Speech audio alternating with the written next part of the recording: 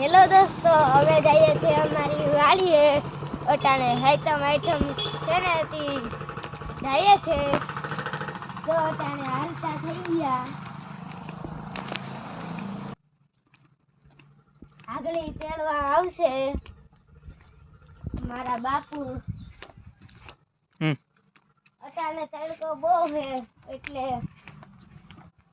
હાલીને જાય છે. આગળી આવી છે પાછા. અરે અહીંયા હજી એક રસ્તો નીકળે છે. અહીંયા બહુ પાણી ભર્યું. અહીંયા માથોડું પાણી જાતું હોય.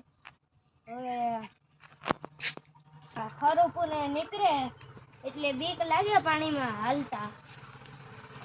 એટલે હાલો હવે હાલીએ. આગળી તેડવા આવશે.